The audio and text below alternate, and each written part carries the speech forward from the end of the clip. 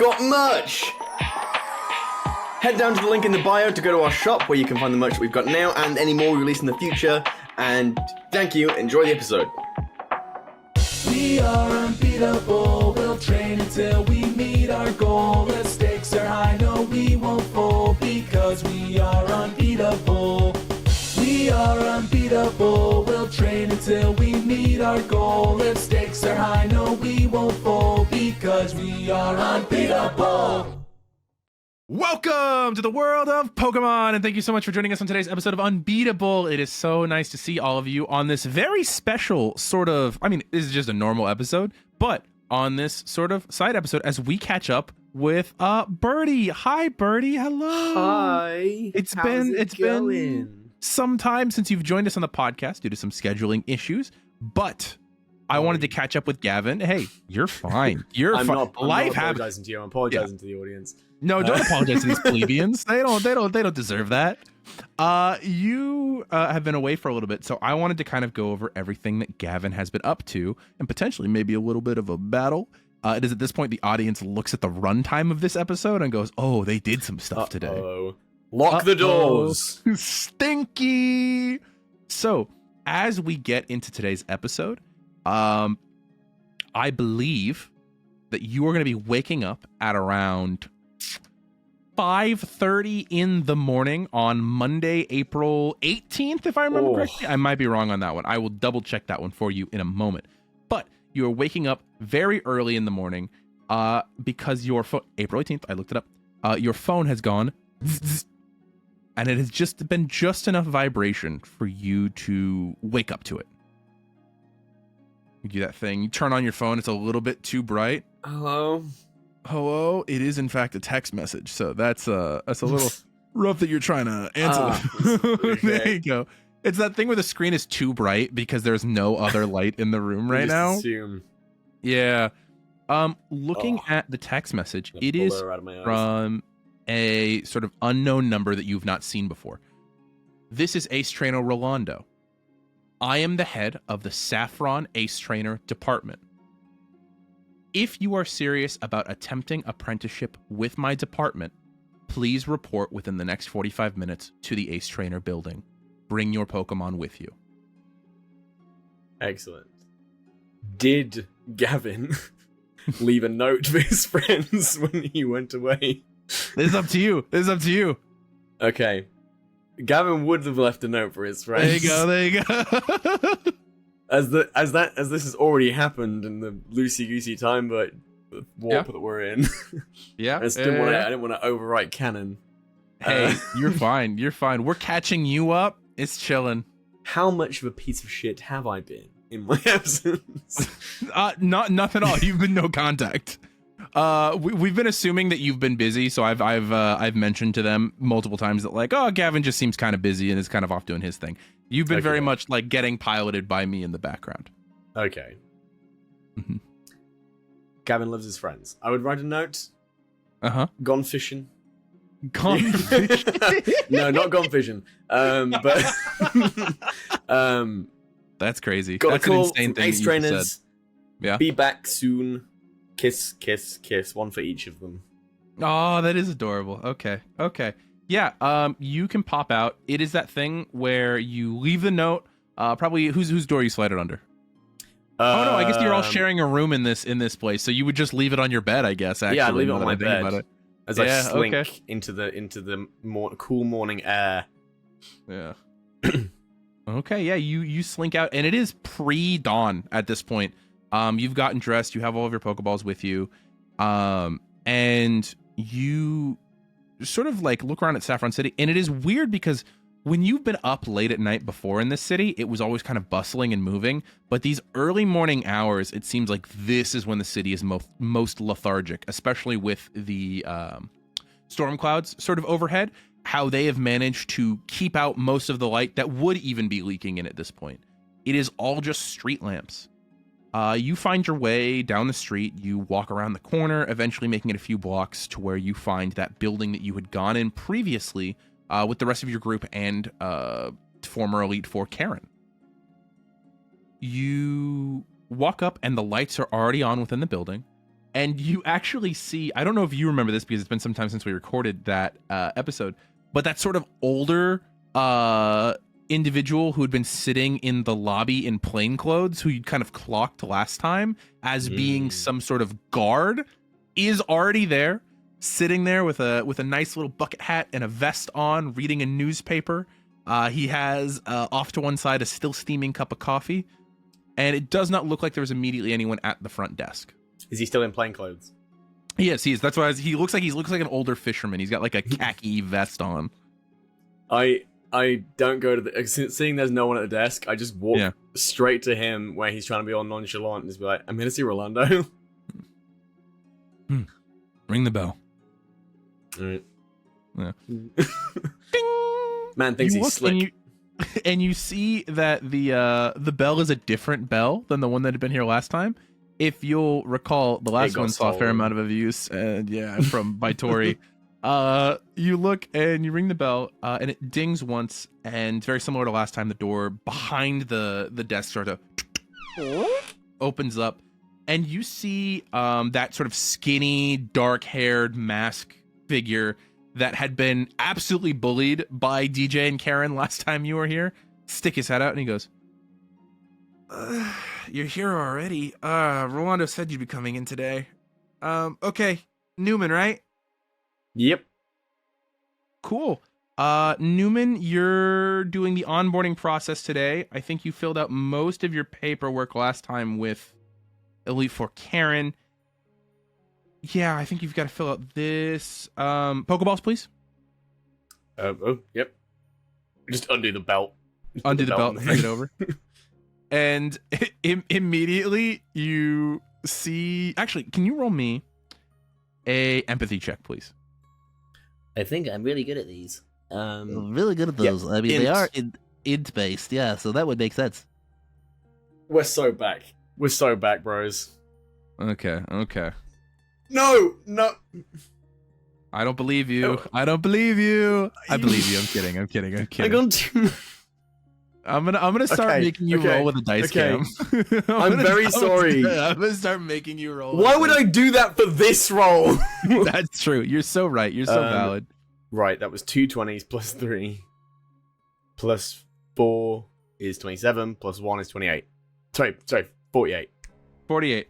You're very keyed into the empathy of the people around you, emotions, and as much as the person came out seeming pretty tired and the guy behind you is pretty nonchalant, you can sense a tone of amusement from both of them immediately as you take off your belt in a way that it's like, oh, that was a test, and you sort of immediately did some sort of misnomer that you don't know what it was. You fucked up somewhere just now. I'm not supposed to just hand over my Pokeballs for no reason. In the future, it is sort of expected that you try and keep at least one on you at a time. I will actually need to take these to register, but just sort of think about that in the future of, hey, I recognize that we get a lot of people with this of you want to respect authority. You want to make sure you're doing things right. Here's the kind of place where you never want to be caught unaware. So just in the future, if something comes up where it seems like we're asking you to unhand all of your Pokemon, maybe take it with a little bit more thought. Okay. Yeah. It's very early sense? in the morning still. I get it. Hey, guess what? I'm on the close of my shift right now, so we're fine. Anyway, it's nice to meet you, Newman. I'm going to register all your Pokemon. Can you fill out this form, this form, and this form? Oh, and this release over here, please. Do I have to roll a check for these? I feel like I should be rolling some kind of education. You just got to tell me whether or not you read them before you sign them. I read them. I'm not sure Okay. I comprehend them fully. Yeah, no, that's valid. I think, well, I mean, your base education die is what? Is a D6. Oh, yeah, roll a D6. Yeah, if it was higher than a D10, I was going to make you roll. Roll that D6. And I rolled a 2 plus 4. Okay, so 2 plus 4 for a total of 6. You don't comprehend most of the small text, but certain key phrases sort of float off the page to you in the stupor of the early morning. And as you look at them, it's like, okay, so this is all personal information releases. Okay, this is another part of that application I turned in. This is a release on my personal safety. This This is a like lawsuit release in case of death or horrible injury. Like, it's a lot of those things where it's like you're covering your bases legally. There's someone I know who would be awake at this time, Yeah. who has been a point of contact for me on this situation, who I'm just going to shoot a quick text to, Okay. which is Gym Leader Wake, Yeah. who I'm just going to be like, hey, I'm signing up for the Ace Trainer program. I've got to sign these documents. Is this all above board? Do you like send like a little photo of the documents to Wake? Yeah. Okay, give me a second. Let me see how busy he is. He's fishing right now. Like, he must be. On the busyness level, I rolled a d20 just to determine how busy he is. I rolled a 2. He's doing nothing right now. He pulls out his phone, gives it a scroll. You just get it. You just get it. Yup, as the only text back. Cool. The Yeah. adult said it's fine. And The adult said it was okay. You fill out all of your paperwork. You do notice as you go through your paperwork that one of them is, some of your paperwork has like additional riders attached to it, and you see that it's for international trainers, for sort of like getting set up to be international Ace trainers and being able to transfer whatever you learn to, if you were to choose to go home, the Sinnoh Ace trainers. Which you see that these riders are additional documents. It's one of those things of probably not everybody has to do this because not everybody's a Sinnoh trainer coming to Kanto sort of thing. Yeah. It takes you no shit probably an hour and 45 minutes to get through all the paperwork. I had to apply for a visa recently. That seemed about right. Yeah. But probably 30-40 minutes in, your trainer belt is slid back to you. You've got a D20 awareness die, right? Correct. Okay. One of the things that you're going to note about your belt as you sort of pull it back is it's a Ava little has bit... been classified as a lethal weapon. Yeah, Ava's a weapon right now, actually. They put class 3 weapon, do not open, and they've duct taped her Pokeball shut. No, one of the things you notice is your belt is a little bit heavier, actually, now that you've sort of looked at it. And you look at your sort of ball belt for a second, and it's one of those things where if you did not have a D20 awareness, I would make you roll for this, but given that it's your highest stat, you look and you notice an alteration has been made to your belt without you asking. You note now that there is like a sort of like metallic magnetic locking mechanism on the back of each of your Pokeballs, like where they attach to the belt itself. And fiddling with it for a second, you see that you actually have to do like a twist maneuver and then pull to get your ball off of the belt. They've child locked my Pokeballs. I mean, yeah, that's basically what they did. Cool. It's the thing of, it looks like now it would be much harder for someone to run up, swipe a Pokeball, and run away. This should be That's the default on most things, but a lot of people... It should. Yeah, a lot of people use different sort of methods for holding on to their Pokeballs, so it's not the default. But you do all this paperwork, and after you turn in your stacks of paper, and it's that thing where at one point, if the plainclothes guy hadn't given himself away at some point, what would have given him away is another like administrator comes out at one point, hands him a fresh cup of coffee and a donut, and then walks back in. Bet that's Rolando. That's what we're gonna find out later on. that guy right there, that's Rolando. No, but you sort of wait for a moment, and it's that thing of like 5 minutes pass. You know, sunlight is as dim as it is with the storm clouds is starting to come in through the windows. You can see people and Keep having cars to move outside. to a different seat because the sunbeams gets in my eye. Yeah, and it's that thing of you kind of give it like 10 minutes, 15 minutes. How long are you giving it before you ask any questions? I'll give it a full 45. Full And 45 minutes. I'm watching something on my mobile. I'm Okay. watching Pokemon battles while I wait. Okay. So after 45 minutes, you pull out your phone, or you've been during the 45 minutes watching Pokemon battles? After 15 minutes, I pull out my phone. And Okay. I watch a half-hour gym battle before I ask Okay. a question. Okay. How about do you go about asking questions? So is this the case of, like, should I come back later, or... All right. And 46 minutes, 23 seconds. Cool. Pretty good, actually. No. Yeah, we're ready for you. This is infuriating. Oh, it's awful. This is the best part of my day. By the way, Enzo, nice to meet you. The skinnier person says from behind the desk and sort of offers. Yeah. Anyway, they're ready for you. If you're going to go ahead and come back through this door and just stand by the door, Rolando will be out to meet you in a moment. Cool. Okay. You sort of pop in, and once again, you're in that sort of hallway where it feels very much like an open office where you see people in like cubicles and there's people walking around. And you realize that it doesn't have the air of an early morning office. Most of these people feel like they are deep into a shift.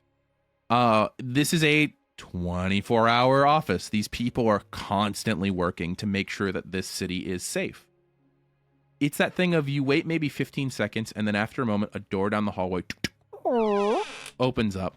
And you see there is a man, probably like mid to late 40s. Darker skinned. His head is pretty close shaven. It's pretty thinned down to like just stubble on the top of his head. He's wearing what looks like it's Vin Diesel. Yeah, actually it's The Rock. Thank you very much. But he's wearing a like red like handkerchief around his neck, and a lot of his clothing seems to be less like business attire like most of the other people here, and is very much like this guy gives off the aura of an Ace Trainer.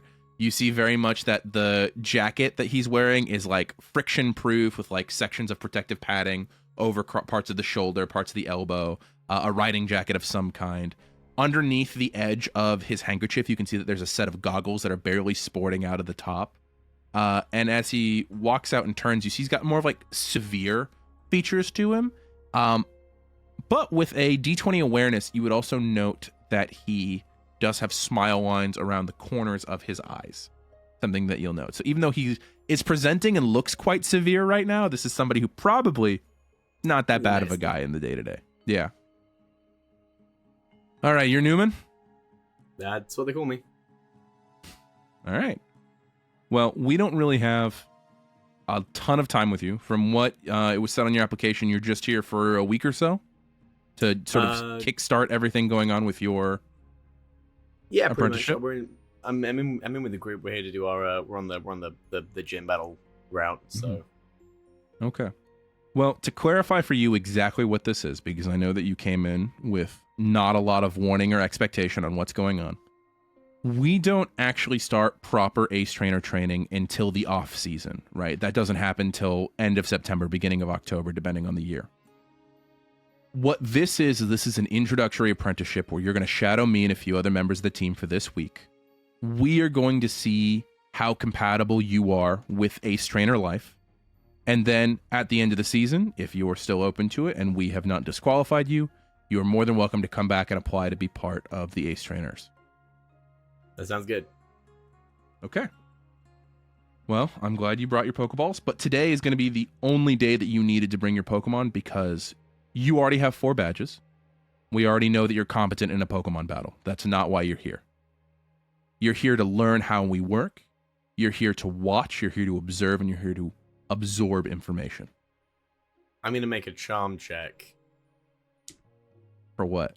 Just to see how well you can get off with this guy? Gavin is not, with a nat 1, not able to hide the fact that he's a little disappointed that it's going to just be a lot of, like, he was hoping a little bit more excitement maybe, just a touch. Maybe he was going to get to go on a case. Yeah, I mean, with a 1, there's no, like, surprise in Rolando's eyes, but there's a little bit of exasperation of, you can't have thought this was just going to be training, right? No, maybe I was like, going to get, like, ride along, maybe, kind of vibes. We'll see at the end of the week. You got to prove yourself competent first. Now, you did give up your Pokemon on a whim, so there's already kind of a strike against you. But now you know, and we'll see if you can do better this week.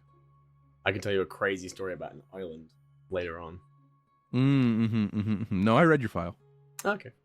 Yeah.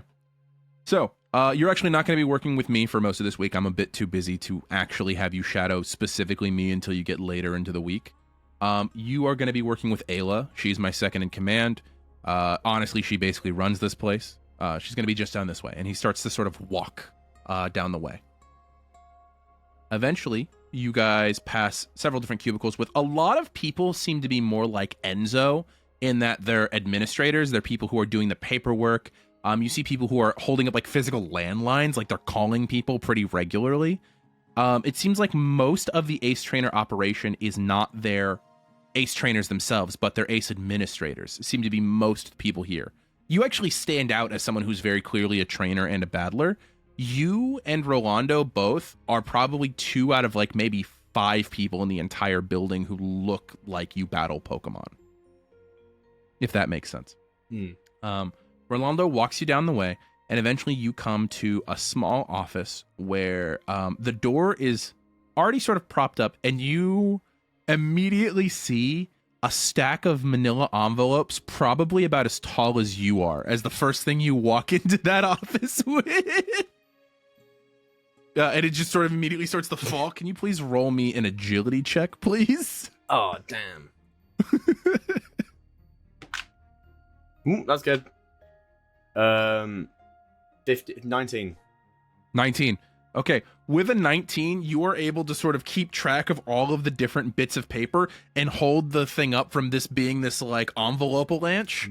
As Rolando opens the door, he sighs.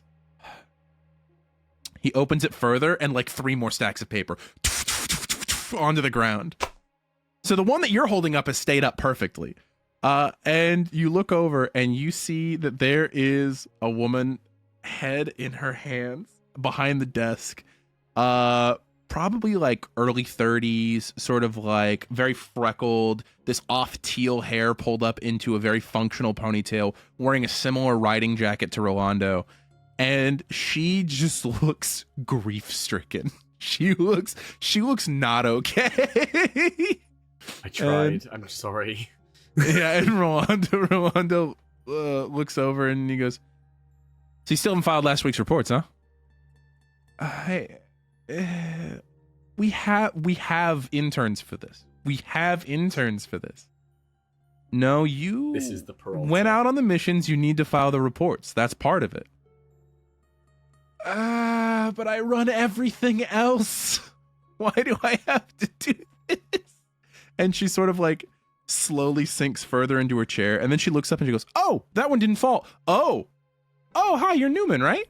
I poke my head out from behind the stack of papers. Yeah, her entire demeanor sort of shifts, seeing that you've held up her paper. Hi, nice to meet you. I did not realize. Oh my God, is today already the 18th? I didn't realize we were doing onboarding today. Okay, well, hey, Newman, I've got jobs for you immediately. Oh, fun. Hi. Yeah. He's mine, right? And she looks up at Rolando, and he goes, "I need him to know criminal law by the end of the day. How you teach it to him is not up to me." And he just steps away and disappears down a hallway. You see there's a greedy look in her eyes, and she goes, "You need to know criminal law. Well, hey, that stack that you saved is all of my criminal reports."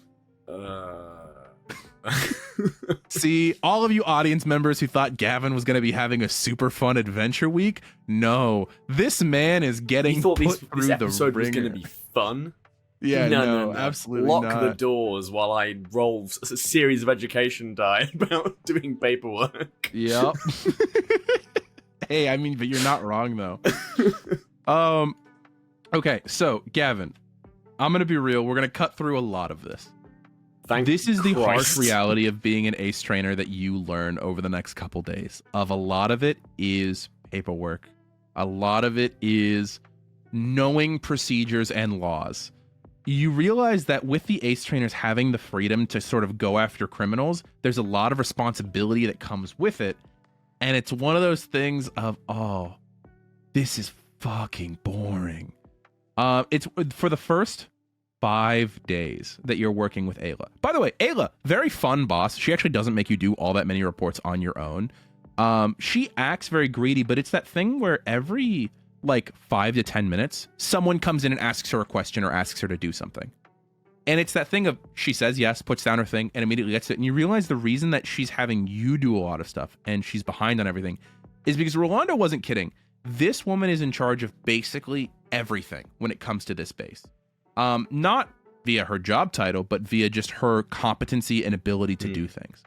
And over the first 5 days, I need you to roll me an education roll, please. Yippee! 6 total. 2 plus 4. 6 total. That's rough. Thank God she makes up for your shit. Okay. So I am not good at school. hey, that's fine. You have a really good mentor as opposed to a teacher right now. Over the first 5 days, you are not a natural at learning things, but Ayla is very much a natural at teaching things and being a mentor and setting things out. You get across with her that you're not great at school, and she sets you up with, okay, well, you're going to help me do this report verbally. Like, she doesn't even make you write most of it. She sort of just talks out reports with you, where she'll be like, okay, I had to go and deal with this agent in this way. They committed this crime, and this is what it looked like when I came up to the scene. Therefore, I write this.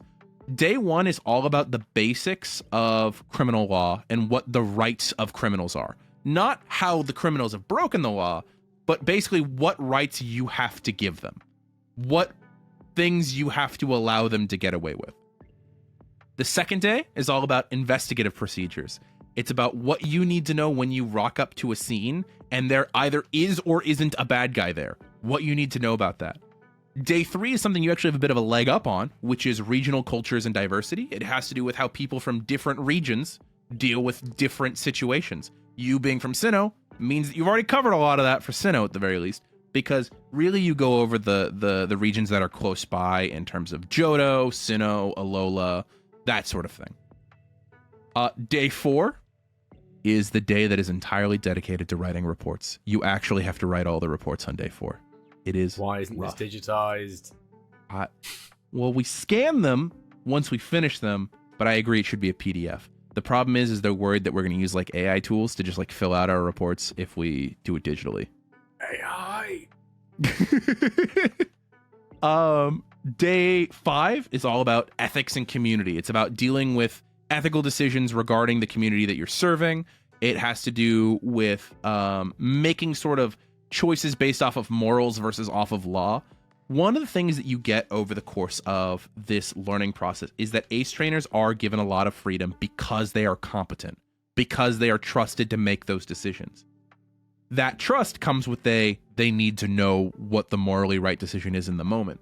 So this is where things are really going to get tested for you. I need you to please roll me a this is gonna be a charm roll. This is gonna be charm, please. I don't get any bonuses to this, do I? Not unless you've got no, actually no, that would be it. Yeah. I can't think of any skill that this would go off of. 9. 9's pretty good. It's better than what you did with the learning. Okay. With the sort of like vibe that Ayla gets off of you over the course of that week, by the time day 6 rolls around, and you've been having to get up at like 5:30 every single day for all this. You have not seen your friends this week.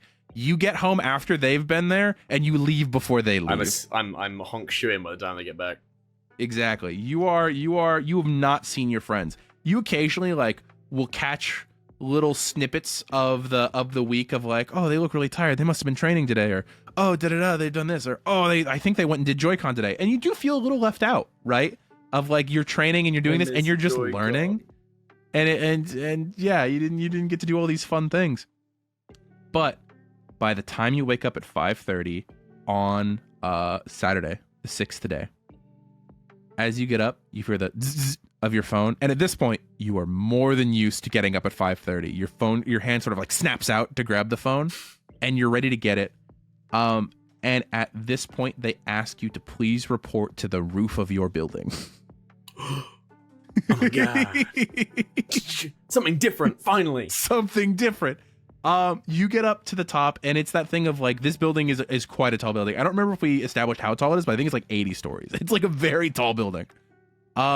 And you ride the elevator all the way up, and it is that thing of like, there's a little bit of nervousness in your gut.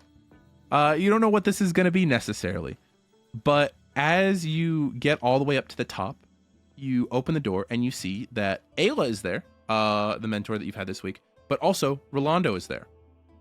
And you see at this moment, as you look over to the side, there are also 2 Pokemon that are there with Ayla, you can see that there is this sort of like very metallic feathered Pokemon that you've seen before at the Cornucopia Daycare, though it's a little bit larger than the one you saw at the Cornucopia Daycare.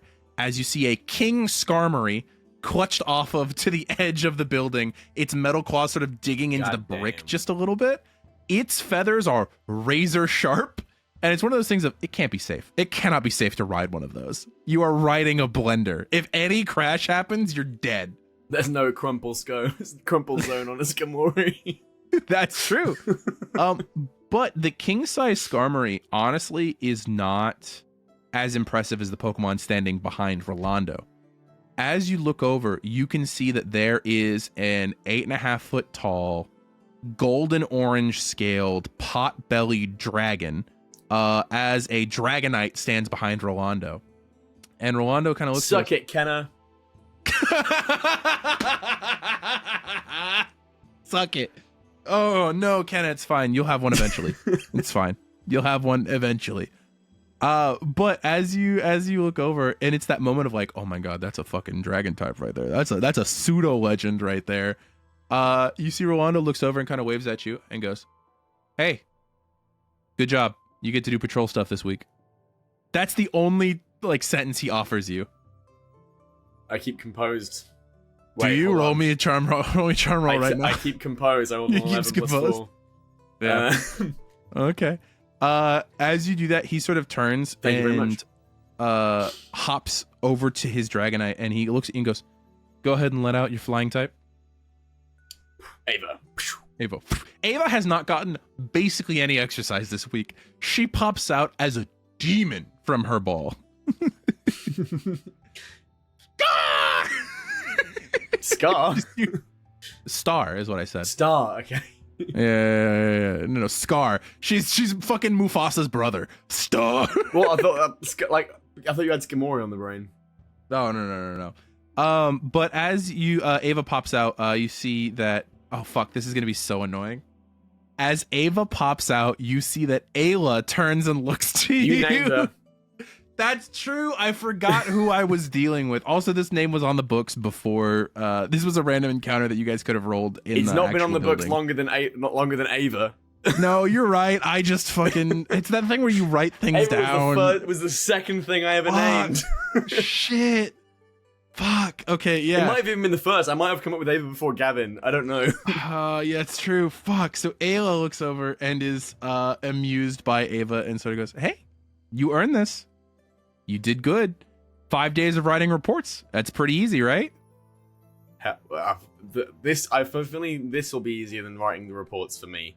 Personally. Well, this will be easier, but I'm saying the 5 days of reports weren't that bad so that you could get to do this kind of stuff. Oh yeah, for sure. Yeah. I say as yeah. I'm pulling my mask up and my goggles down.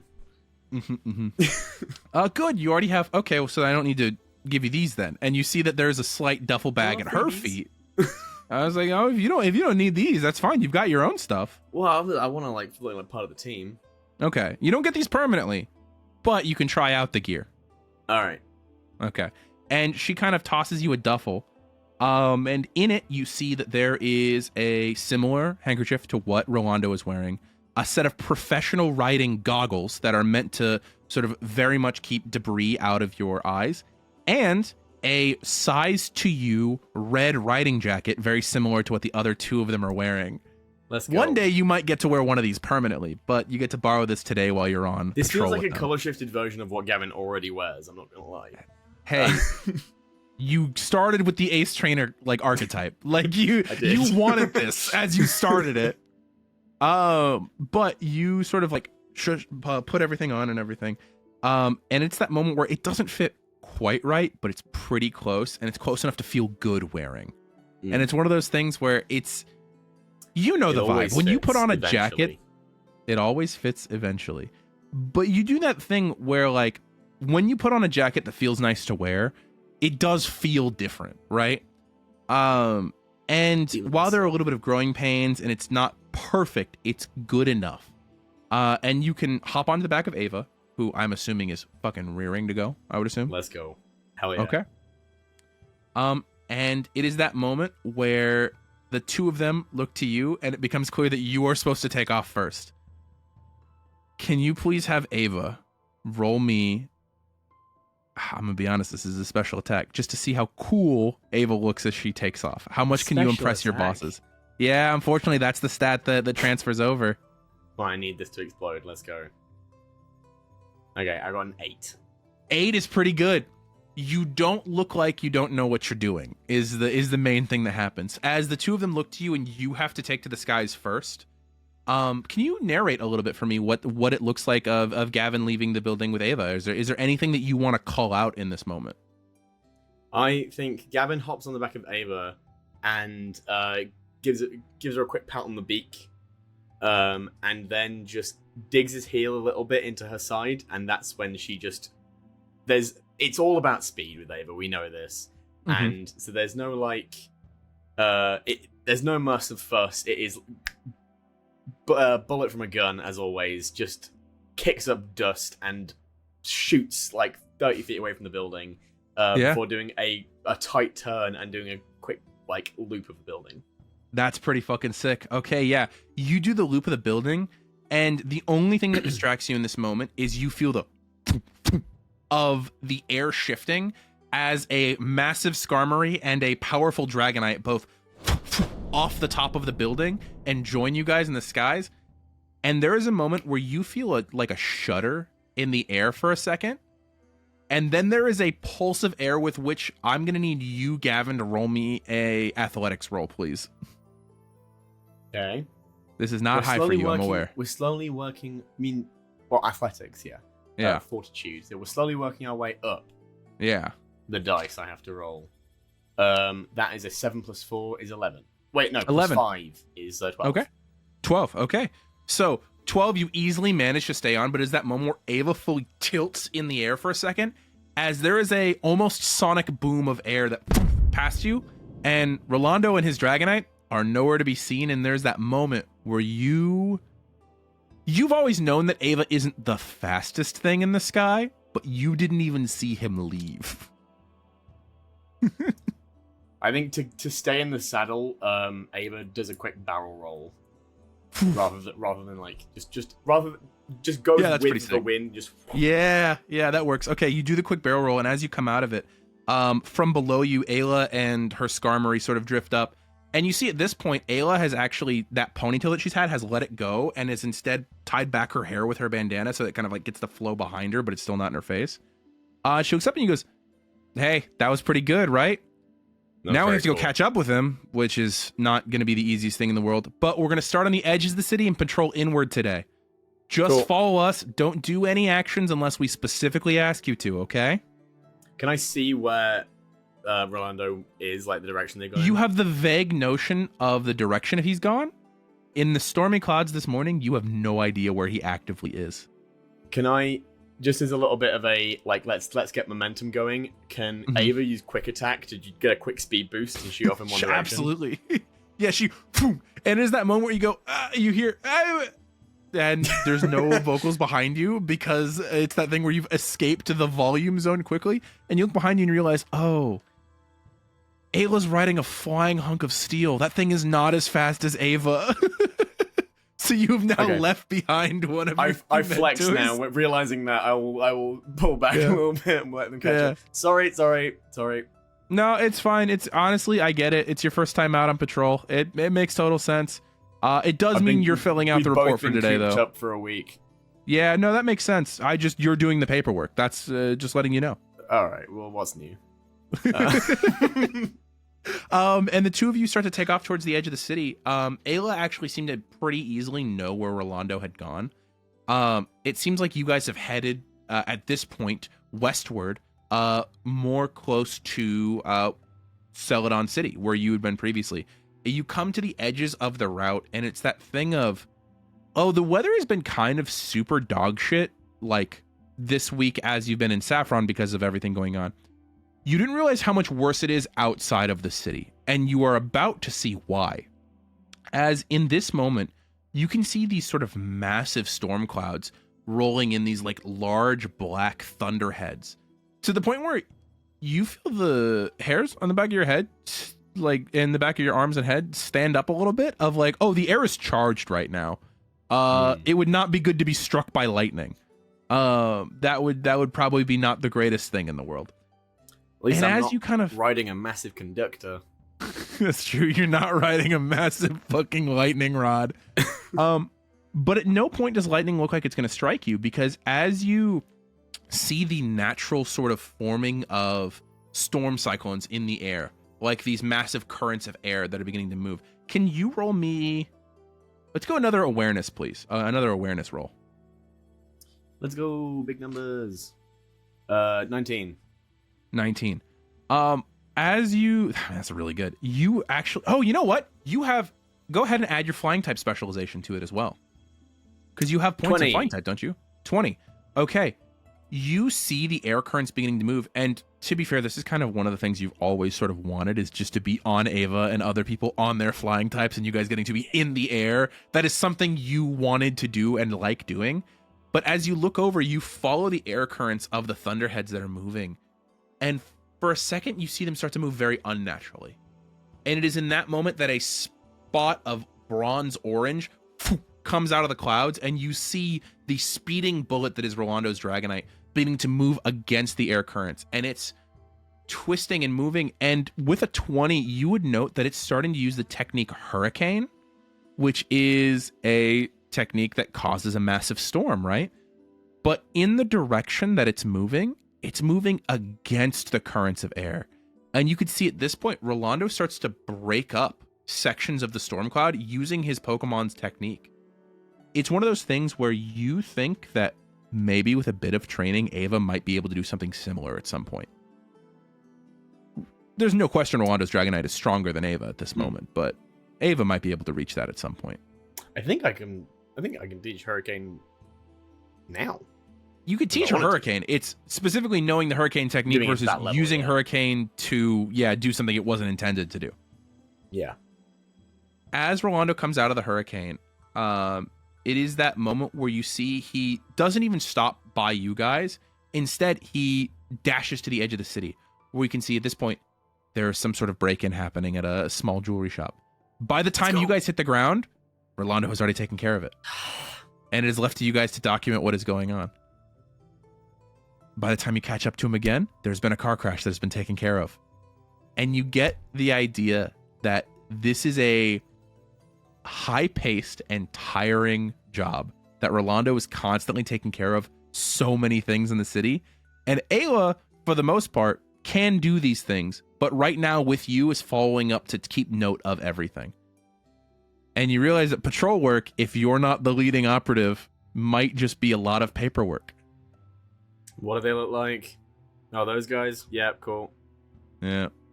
And it is that moment where you get a lot of the less flashy parts of being an Ace Trainer. Like, and one of the things that I think would really strike you is how many different things Rolando takes care of in that sixth day where you're doing patrol procedures.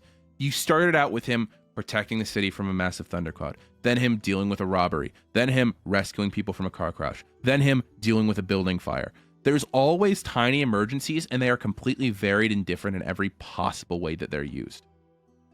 It is an exhausting and long day. But at the end of the day, you all land back on the roof of your building, you having already filled out a lot of information that you're going to need to put in the reports at some point. And Ayla doesn't join you guys on the building. She actually is going to circle, wave at you, and then she's going to sort of disappear. But as you land, Rolando's going to also land. So, you thinking about quitting yet? Absolutely not. I just wish I could use the skills that I know how to use, and I feel like I've learned a lot.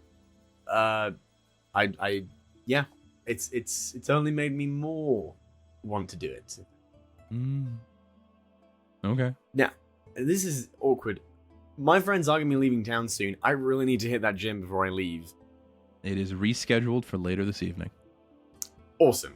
That's great. Thank you so much. I was actually talking to a couple of people over at the Saffron Gym. It seems like you made an impression with Psychic Franklin. Yes, the Amarouge. Well, it seems like you're going to have a bit of an audience for your Saffron Gym battle later today, which is not something they normally allow, but given that I'll be watching it, and Franklin will be watching it. I hope you do well. Cool. Thank you. You do show promise. I know that this week has been a lot of learning, but I think if you come back at the end of the season, you might make a decent Ace Trainer. If this hasn't scared you off yet, because I'm going to be real, that's the point of this week, is to scare most people off from the amount of administrative work that we have to do as part of the job. I mean, like any job is a lot of paperwork at the end of the day. It's not isn't what they show on TV, but I remember like, watching pro trainers growing up, and then, like it was all very flashy, and then there was a lot of late nights. That's true. And the trainer world is really fun. And if you like fun, stick with it for a couple more years and then seek us out again. But if you're serious about doing good, the Ace Trainers, I think you could do a lot of good there. Especially with everything that I've seen in your file. You don't seem to have an issue running into danger. And that's the base level. That's the prerequisite. That's the starting point. It's the doing this part of the job that sets us apart from just trainers who run in and deal with things. So, I'm going to be watching your battle, but whether you win or lose is not... it doesn't weigh on your qualifications at the end of the season. As far as I'm concerned, if you decide to come back at the end of the season and properly apply, we'd be more than happy to have you. All right. However, I do know that you did ask about having a Pokemon at the Saffron Gym, and I'm fairly certain that you winning does determine whether or not they're going to... Yeah, they were pretty explicit about that. Yeah. Well, I wish you luck. If you end up, I believe you said you're traveling to Celadon, right? I think so, yeah. If you end up there and you make contact with the Ace Trainer offices over in Celadon, I'm sure they'll have work for you. They have work for everyone. Everyone's stretched thin over there. All right. Okay. I'll see you at your gym battle. And with that, Yeah. he sort of just like steps off of the roof, and his Dragonite catches him and he disappears. Wow. That's quick. So now you now have found out that you have like a couple hours till your gym battle that you did not know that you had. What are you doing to prepare for that? I have to apologize to the audience. It's a million billion degrees in my room, and I'm struggling to think straight. We need to prepare for my battle. So we already I did a lot of prep. Like we went. I think my Pokemon have been cooped up a lot this week, so I think we're gonna swing by the fighting dojo. We're not gonna get into any tussles, but we are gonna train for just a little bit. Just stretch our muscles a bit. Okay, absolutely. You spend that time, and it's that thing of which three are you planning on are primarily focusing on again? Ava, Queenie, and Bugle. Ava, Queenie, and Bugle. I mean, that's a My gals. scary fucking lineup. Yeah. The three of them, I think you can really get them stretched, get them moving. And before you know it, it comes to the point where it's time for you to head over to the gym. And it's that thing where it feels a little bit weird that like you're going over and you know that your friends are busy right now off doing things, so you're kind of heading to the gym on your own again, which you didn't think you were going to be doing after Celadon. I'm gonna text them and just let them know it's going on. Okay. Because it'd be nice for the just get some good luck texts. That'd be cool. Yeah. I think, and I'll speak for them, I think they definitely send you good luck texts. Yeah. Knowing where they are physically right now, at this point in time, I think that you're not going to get a whole lot more than good luck, but they are going to genuinely wish you good luck. That's fair. Yeah. They're somewhere where hopefully I'll be allowed to tell you where they're at by the end of the episode, but it depends on whether or not you win. They're off meeting Ho-Oh. That's normally what happens when I'm missing for a while. Yeah, that's true. That's accurate. Okay. You eventually head in and you see Bowl Cut George is standing at the counter and he goes, the reschedule. Hi, George. Hello. I'm if you'll here come for my this way. battle. And he just turns and floats down the hallway. I know you're blinking when you turn away from me. You just very quietly, you see the little crinkles of the eyes. He goes, I don't know what you're talking about. He floats down the hallway. I've seen and God bleed. You follow him. And I think you were present. You were present for the day of Seth's battle, right? I believe so. Yeah, so you've seen at the end of the hallway where there's this like large disc-shaped like platform to step on with the glowing blue lights underneath it. I was, because that was the day I went to the spa. Mm-hmm. So George is going to gesture. Please step on the plate, and we will take you to meet the gym leader. I step on, and the It is like that, but it's also a little bit more horrifying than that. Because the moment you step on the plate, time seems to freeze for a second, and you see George next to you. And his entire body just begins to spaghettify into long strands of matter as the world slowly in slow motion twists around you I hate it like here. thick yogurt around you.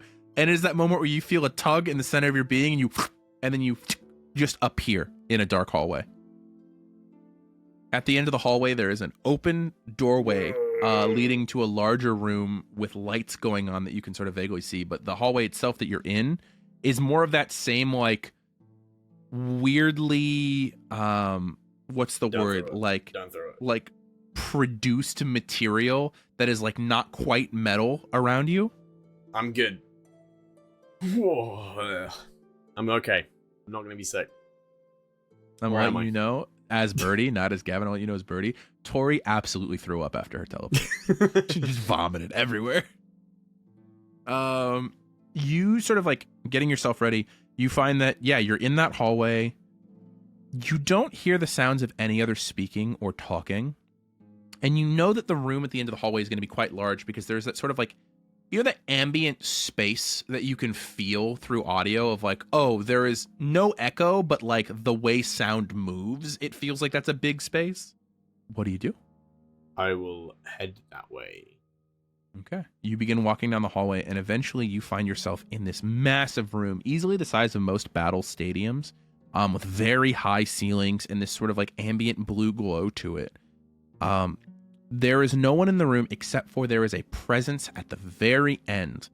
But as you go to look at the presence, your eyes sort of just like slide off of it. Like you can't quite look at it. It's that blind spot right in the center of your vision. And in your mind, you hear, Hello? Hello? It's nice to meet you. Mr. Newman, correct? Correct. I'd love to meet you. I'm here. and your eyes are drawn to that space that you can't look at. Can I try really hard to look at it? Yeah, sure. Go ahead and roll me an awareness roll. Yeah.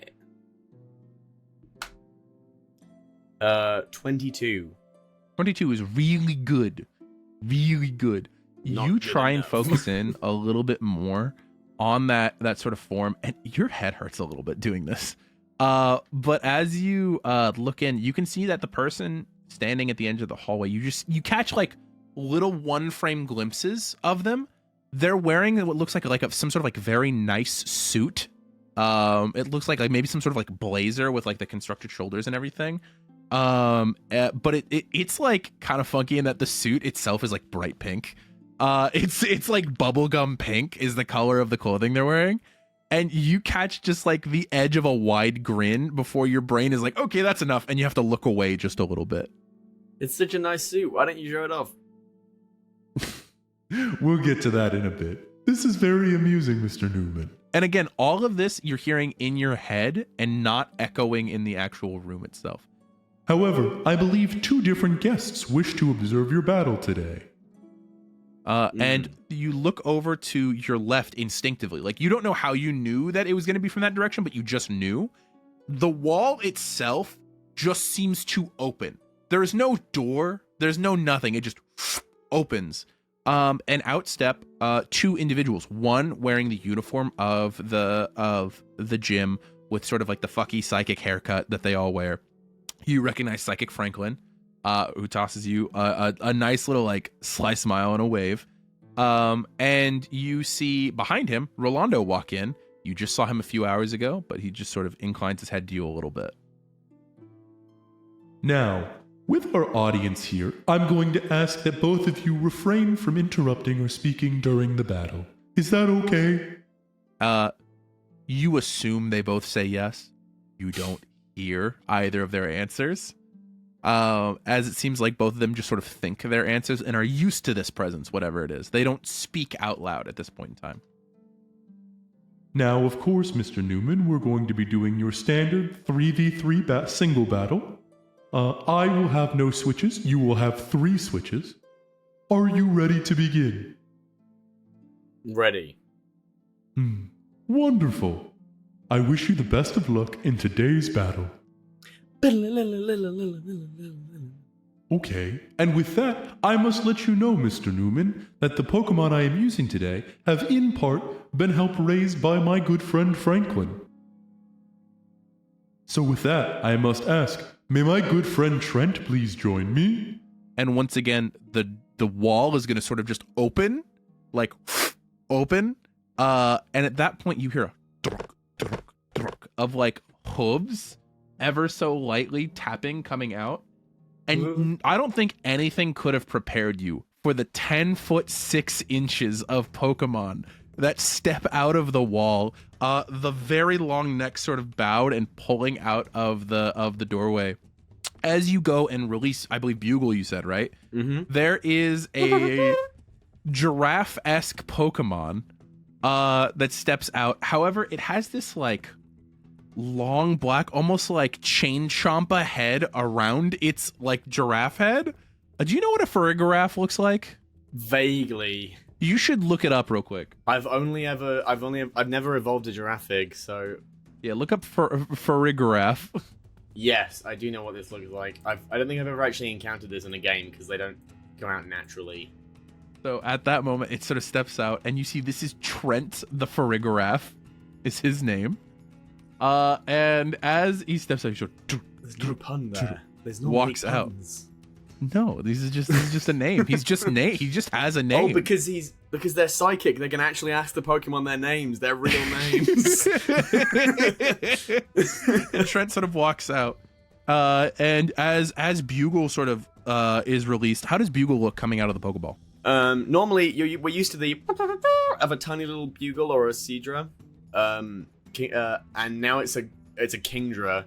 So there's the red energy it disperses. There's all 5'11" of Kingdra that pops Which up. would normally be pretty imposing. Normally, Yeah. I mean, most of Farigiraf's height just comes from their really long neck. So I feel like it's not as intimidating as like a King Onyx. That's true. But yeah, and that, normally it's used to the now you hear of sick. Kingdra, and It's a fucking war she's- horn. She's looking sick, and she's got her scope lens. Scope on. lens? Yeah, fair enough, fair enough. Her Vegeta power level indicator. For the purposes of being up front, you see that tucked in the little like section of like the chain chomp head next to the actual head, tucked there, you see sort of a yellow spotted berry tucked in that area. So it seems like this one's held item is a berry of some kind. Cool. And as they come out, you are going to hear in your mind once again, All right. 3, 2, 1, begin! is what you're going to hear in your head. And at that moment, boom, as Bugle is definitely going first, you don't even have to use your priority that you have. 22. Yeah, as Trent has an 8. So, well, that's gonna be fine. I'm sure. Bugle, take your turn, Bugle. Do your thing, Bugle. Bugle is going to assess the situation and kind of pace the arena a little bit and just really zero in on Farigiraf, on Trent, and use focus energy. Interesting. So you're crit fishing. I will be. Interesting. As Bugle starts to like focus in on this Farigiraf, you see that all 4 of its eyes, the 2 on the giraffe head and the 2 on the chain chompa head, close at the same time, as it sort of like has this like inner peace moment, as both Pokemon are going to take the time to set up. As I'm going to Calm Mind, which is going to raise my special attack and special defense by The plus force 2 stages. field in Phantom Menace. Yeah, it's really what it is. It's that moment where you guys are just like staring at each other. Okay. As that goes through, we go to cleanup. Nothing's happening. Crowd mechanics. There are no crowd mechanics. So as we go back to the top, it's Bugle's turn again. And Bugle is going to charge up their they're gathering as much moisture out of the air as they can, albeit in this weird empty space that we're in, and is going to launch a water pulse at Farigiraf. Water pulse.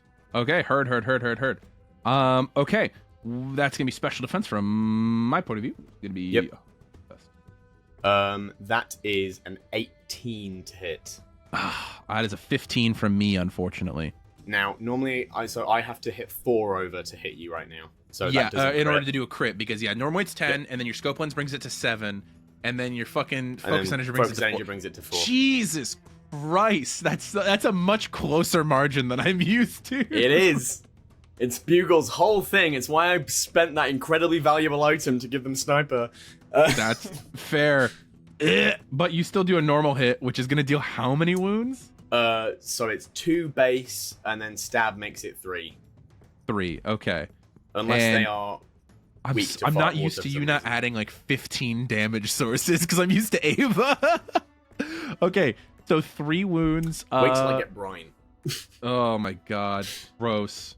That's going to be disgusting. 3 wounds to Farigiraf, and you hit, so you get to narrate how that looks. So yeah, they're looking for those weak points, and they've zero in on like a spot right at like the base of their neck, and they shoot a small little laser beam of water with a water pulse directly at that spot, and unfortunately don't quite hit it bang on. Like Farigiraf just turns on the spot in just enough time that it hits them on their flank and does the basic amount of damage. Jesus. Yeah, okay. Fucking 100%. And it's in that moment as Farigiraf like turns a little bit and takes that hit, you're going to see another moment of just concentration as this 10-foot tall Pokemon calm minds again. Okay, so if it's not healed, so it is on 6 wounds, so I need to hit it again before I can hit it with brine. Oh, this may also confuse the target. Oh, okay. Let me roll HP. You roll special attack. I have to do special attack again. Yeah. That's a 16. Okay. That is going to 9 plus 6 is 15. So you're going to confuse. Sick. Let me put confusion on there. Yeah. 100%. 100%. That would have been, so let me roll to see if I actually got that second calm mind off real quick. Here we go. 30% chance. Okay, so I just got to not roll an 8, 9, or 10. Oh, that's a 4. Okay, thank God. Okay, but that just is running. How many turns am I confused? 2 turns. 2 turns. Okay. Heard. So this is going to be the first turn of that. We go to clean up. That's the first turn. Okay, we go back up to the top to Bugle. Water pulse again. Okay. 28. Actually, no, I'm not. What are you going to do? He's already confused, so there's no point trying Yep. to re-up that until you. So, Bugle is instead going to look straight up into the air, and she's going to suck a load of air in and launch it at Farigiraf with Twister. Twister. Oh, fuck yeah, dude. Okay. 100%. That's a special attack. Let me roll D8. And then I've got my +4 from my 2 calm minds. That's plus the 6 from my rank. Okay. As another 18. That is going to be a 12 for me, so you're going to crit on that as well. Let's fucking go. Okay, so that's going to be 2 wounds plus stab is 3 wounds plus sniper is 2 additional minor wounds for a total of 5. And this may flinch the creature. Yeah. Okay, wait, so you said 5 total? 5 total. Ugh. So, Okay, that brings me to 1 immediately. Yeah, Trent should be down to 1. We'll see if it flinches. Let me roll HP. We don't need Well, no super effective in this team. Probably not gonna flinch because that was very high. What was your special attack roll for the flinching? 15. 15. Okay, yeah, it's not gonna flinch. Upon taking the damage, Trent is going to immediately consume the citrus berry that Trent had on, which is gonna remove 3 wounds. And then, this doesn't worry yet, so we'll worry about that later. So we've used up our citrus berry. But as we go to Trent's turn, let me roll my d10. That is a 3, so that is not going to trigger confusion. Confusion's going to go That's away. fine. That's okay. It's okay. It's only a 30% chance. Trent, we'll survive the next round with what we've got planned. I'm going to go ahead and calm mind one more time. Okay. And then in this case, so it's Farigarath has taken 8. They healed for 3, so they've taken 5. And as we get to the cleanup step, you're gonna hear like a noise, like a really gross, like throaty noise, and you're gonna see suddenly Farigarath's mouth is full again, and it starts chewing and swallows again, as it uses Cud Chew, which is its ability. When this creature consumes a berry as a held item, they gain the benefits of the berry again at the end of the turn after they consume the berry. So it's going to heal another 3. So it's back at 2 wounds. Okay. No point using groin. Yeah. Okay. Yeah. As it incredibly grossly stomachs back up the thing it was eating, chews it again, and eats it again. Hate that. Hate that. That's what real cows Hate do every single day. And this isn't a cow. I hate that mechanically, and I hate it in the game. Yeah, I bet you giraffes also do it. I'm gonna look this up while you take your turn. Right, okay. Then we're gonna go for another water pulse, and Bugle's aiming for that soft spot on the neck again. Ugh. Okay. Well, luckily I've got an extra plus 6 to my pouch. special defense right now because of the 3 combos. That's not good for me. I got a 16. Okay. I got 11 plus 6 is 17. That's not good. No, it's not good. As Trent's special defense at this point, you see those comm mines have created almost like a psychic barrier where your water just slides off of Trent at this point. And now is where the scary moments begin. As at this point, Trent has fully set up with a plus 6 to... basically, it's got a one-hit KO move now in the form of, as it concentrates and looks at your Pokemon, you feel that energy that has been sort of building up inside of Trent with that constant calm minding all pulse out at once. Please roll me a special defense roll for Bugle. 8. 8. Okay, I need to roll special attack, which I'm gonna roll higher than, just because I've got a D12 plus 6 plus 6. Jesus Christ. That's gonna be 15. So I do not crit. I think I might still one-shot Bugle, though. Because I'm using what's called stored power. The user releases all the power they've stored over this battle in a destructive wave. Add up all stage changes this creature has. This move deals an additional number of wounds equal to the sum, minimum 0. So, I currently have plus 6 stage changes to special attack, and plus 6 stage changes to special defense. So that's going to be 13 wounds. Okay. So 9 plus 4, so I need to spend 5 friendship to keep Bugle up. I need to spend 4 because I am a Pokemon champion. Oh shit! And you got the additional one. Yeah. Do you want to read out your Well, Pokemon champion ability real quick? I have a new archetype that's not on my character sheet because I'm still on the old character sheet, which doesn't have a space for it, so I need to go. In my That's channel. true. That's true. You haven't moved to the new one yet. Yeah. So, Unbeatable Bond. When you spend points of friendship to restore wounds to your Pokemon, you may restore 1 additional wound at no extra cost. Yeah. So, fuck yeah. I can hold on to a little bit more of my friendship with my Unbeatable Bond. On your Unbeatable Bond, yeah. To clarify, you are not actually a Pokemon champion. You just have the archetype of someone who wants to be a champion one day. Yeah. I'm on. As you have dedicated your life to Pokemon trainers alike, you may not be a champion yet, but you live your life by their example. That's the first line. I was very explicit with that when I made the archetype. That's true. As I almost one-shot Bugle, it's back to your turn. And because we're not going to go out like a chump, barely done anything. As that like a blast of psychic energy fucking rips Bugle apart, you see bits of her scales starting to like. My lads stick know what up the PP on that move is. Dose. I got 1 left. Well, I can't survive another one of that. So let's hope. Let's try and stun lock them with Twister. Okay, let's fucking go. Okay, let's go. That's a 24. 24 is almost definitely gonna hit. But let me roll my D8. We need a crit. 6 plus 6 is 12. Plus 6 is 18. That's a crit. That's a crit, baby. That's 5 wounds. 5 wounds. Does he flinch? I don't know. You got to roll special attack again. Come on, big numbers. That's another 19. That's another 24. Okay, well that's a 8. So yeah, I flinch. Let's go, Brian. Let's go. Hit him again, Bugle.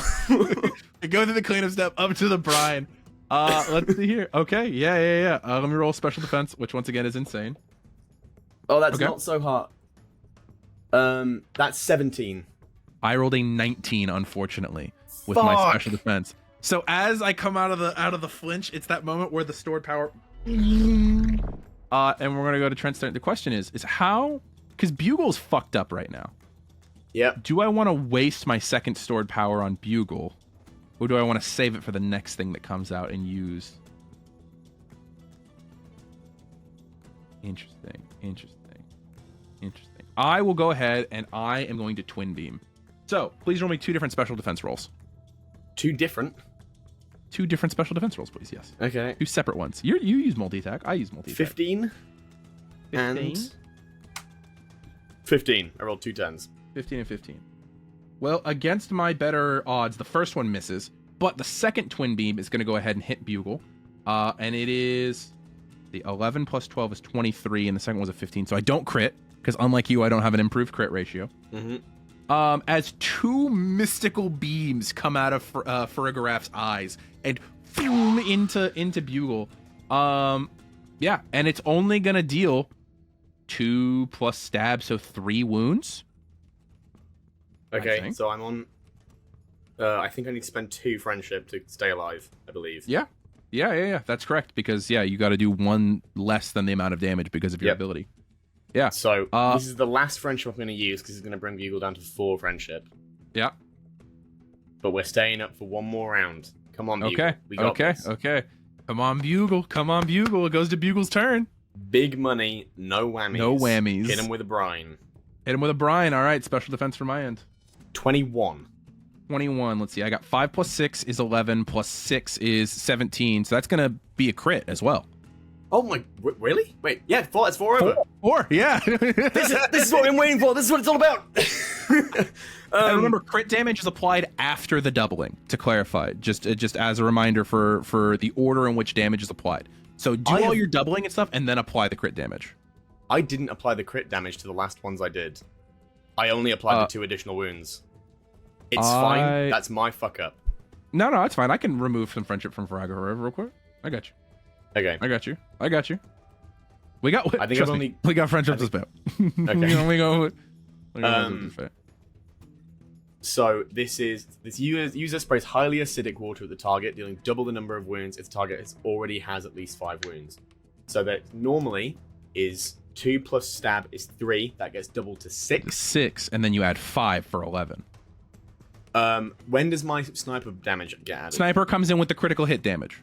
That affects critical hit damage. A critical hit comes and at then the I end. add how much with crit? Normally 3. Crit is 3, but for sniper it's 5. 5. So that is 11 6 plus 5 is 11. 11 wounds. Take him out. Let's go, Bugle! Let's go. Take him out. Okay. Oh, I'm genuinely like. This is the first time this whole strat with Bugle has actually worked. Let's go. Okay, so Bugle is holding on with everything they can. Only the bond between her and Gavin is what's keeping them up. And they are almost like bile. They're drawing from their inner reserve of water, which has been bubbling inside their stomach of this caustic, acidic. Gross. It's highly acidic water. Where else do you want it to come from? No, you're valid. You're valid. Just also that's fucking gross. As this slightly off-color water gets shot like a sniper out of Bugle's much more long, elongated snout now, and nails that soft spot on the neck that we've been aiming for this whole time. Yeah. Okay. Slamming Trent against the weird shadow wall that we're in. Yeah, 100%. Okay. Yeah. With that being the case, fucking 100%. Trent is gonna get taken out. As at that moment, fucking into the wall. You see Trent's like 10-foot long neck just against the thing, and then vanishes. I can swap out for free right now, can't I? Before the Nope. next... No. Okay. Nope. It actively takes a swap in order to swap here. Wait. So I mean, no. Can I declare them out of the game? free. You can absolutely declare Bugle out of the game, and you won't be able to bring her back for the battle if you want to swap her out for free here. If Yeah, you I'm declare gonna her do that. out of the battle, you can absolutely do that. Bugle, take a rest. Okay, there we go. Very good. That was a very good way of dealing with that. I'm very happy that your strategy paid off. Why are you laughing? I feel mildly patronized. This is genuine. This is fully genuine. This is so genuine It's a right stupid now. voice. That's what it is. How dare you? How dare you insult him like that? You're doing really good today. You're doing really great. Doing a feeling very sleepy. As that happens, who you pulling out next? Next up is gonna be Queenie. Queenie. Okay. As Queenie comes Queenie, out. let's go. Let's go. Let's go. Wait, I have a wall for this. Queenie, let's go. Yeah, okay. Queenie comes out, and she appears with her buzzing self. You're gonna hear. Well then, Eli, will you please join me?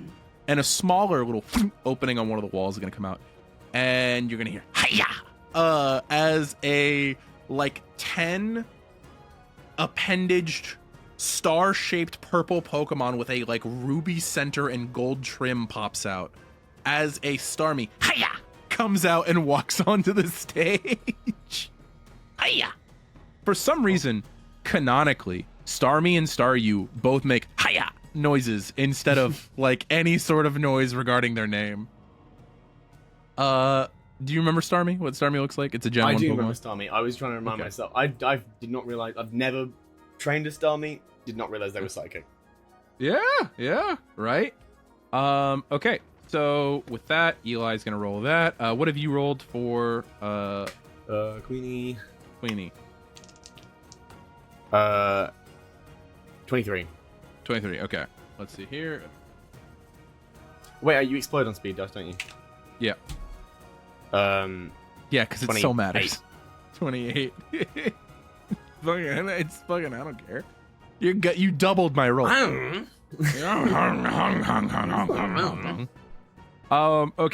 And then you're gonna hear in your head once more. All right then. Well, we will begin again in 3, 2, 1, begin. Yeah, it's Queenie's turn. What's Queenie doing? And Queenie is going to hit with a Fury Cutter. This is a brand new one. We've been training in the fighting type dojo, and Queenie comes in with a left hook. With a left hook. Let's fucking go. All right, that's physical. Yep, physical move. Okay. All right, what'd you roll? That's a 7. 17 plus 5 is 22. All right, that's gonna hit my 14. Let's go. Doesn't crit. Okay, so that's gonna deal how many damage? How many wounds? So this is bug type move. That's 2 wounds plus stab plus Super effective. super effective, I believe. Yep. That's gonna be 4. If super effective just does 1, then yep. That's 4 total. 4 total wounds to me. Okay. At that point, yeah. What does that look like as you fucking slice with that left hook of a stab? She immediately, with that 23 speed roll, 20, wait, whatever I rolled, 28 speed roll, she is immediately, straight out of the gate, as soon as that 3, 2, 1 go is done, she doesn't even need to be told. She just comes in with that left hook, drills into Starmie's gemstone, and you can see immediately she's pulling back the right hook. Okay. To go for another one. Heard. Yeah. It's at that moment, right as she hits the gem, please roll me special defense. And I am God. rolling for my d20. Oh, that's good. Wait, no, that's a d8, not a d10. But, that's not so good. 7. 7. I definitely crit, considering the die roll was 17 before any adds, before anything gets added on. So the die roll itself is going to crit. There is a moment where she hits with that first like drill directly into the gemstone, and it is just I don't know how else to put this, an explosion of water in that moment as the hydro pump that slams into her is going to deal 4 normally, plus stab. She's not weak to it, which is good. So that's going to be 5. Yep. Plus the crit is going to be 8 wounds to her. However, you are not the only one with abilities that deal extra wounds, as this Starmie has an ability called Analytic, and you notice that this explosion happened right at the exact time to take advantage of Queenie's like stance and movement, as if this creature takes their turn order after all other creatures in turn order, their special and physical moves deal an additional 2 wounds during that turn. So Queenie is going to take 10 off a rip. Okay. I spend 1 friendship. And I take the extra 1. Yeah, and I take the extra 1 to the extra wound from the outer. Okay, it's gonna go to Queenie's turn. And she's going in with that Fury Cutter second attack. Fury Cutter second attack, heard. Okay, and that's gonna be physical, which is D10. still not great for me. I don't explode on this one, so that's 14. 14, it's 10 for me, 4 plus 6. Cool, so no crit. However, Swarm. This one is 2 wounds, plus stab is 3, plus silver powder is 4, plus ability, plus super effective is 5, plus swarm is 7, plus Fury Cutter deals an additional minor wound for each hit beyond the first. That's 8. 8. Okay. Yeah, let me rip through some friendship real quick. You know what's crazy? Is you know that moment in the Princess Bride where they go, "'Cause I know something you don't know.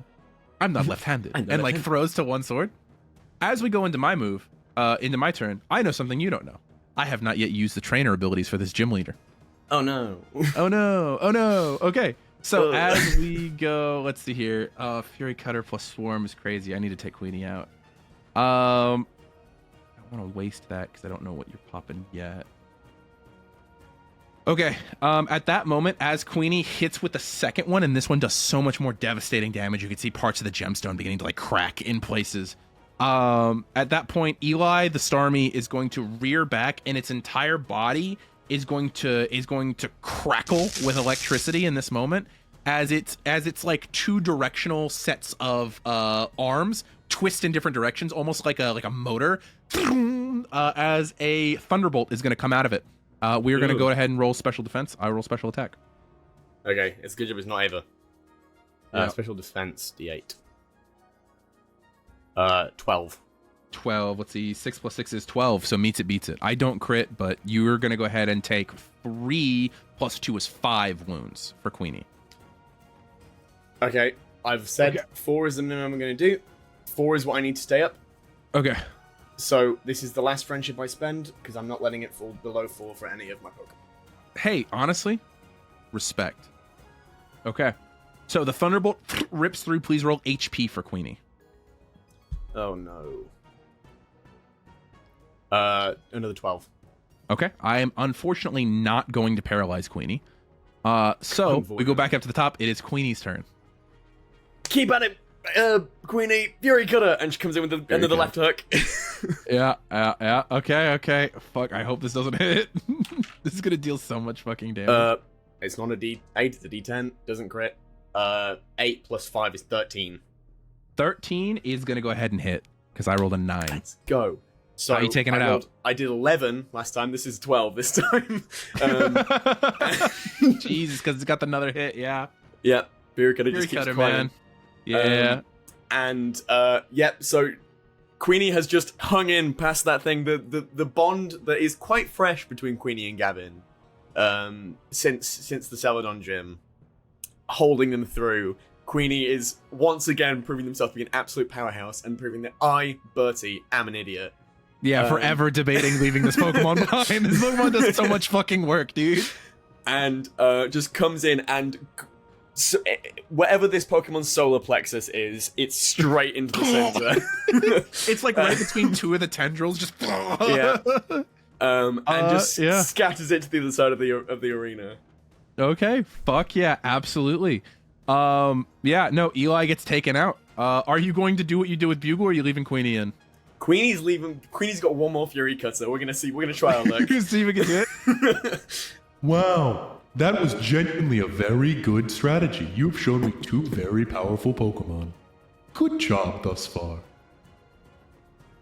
With that, Thank Eli you. vanishes. And you hear, Marvin, may you please join us? And the wall once again opens, and nothing walks out. No, something floats out. As you see a humanoid Pokemon, golden in color, standing about 4'11" with a long, tenderly mustache and a spoon in each hand, as an Alakazam floats outward. Yippee! You sure you can have Queenie go up against this thing? Yeah, Marvin the Alakazam. I think I'll tell you what happens. I lift up the Pokeball, and a drill gets pointed in my direction from Queenie being like, I'm not done. That's probably true. Okay, that's gonna be 9 plus. I don't know if I can hit why this, am I it's rolling 13 speed? damage. We're doing this. Okay. Fair enough. Okay. Yeah. Go ahead and we go into Queenie's turn. I gotta roll physical defense. Queenie shoots forward. Come on, explode. We need big numbers. Didn't explode, but was a big number. 14. 16. I'm so sorry. As that Fury Cutter comes across, there is that moment where Marvin doesn't even move. Queenie's arm just goes high as a slight psychic balance changes things. Now I have to make a decision with Marvin, because Marvin had a strategy that I planned on using. But if I don't use it now, Marvin's going to get fucked up. But if I do use it now, I waste the strategy entirely. Yeah, I think we're going to have to just take it. Okay, so Marvin's going to go ahead and not use his main strategy. Instead, he's going to go for an energy ball at Queenie. So please roll me special defense. Right. Where's my D? 9. I'm going to go ahead and I'm going to take Queenie out with that energy ball unless you're spending more friendship. No, I don't. What damage is that? I'm not sure I've even got into friendship. Well, it's not that big because I don't have stab. It's only going to be, it's only going to be 2 wounds. Is it not psychic?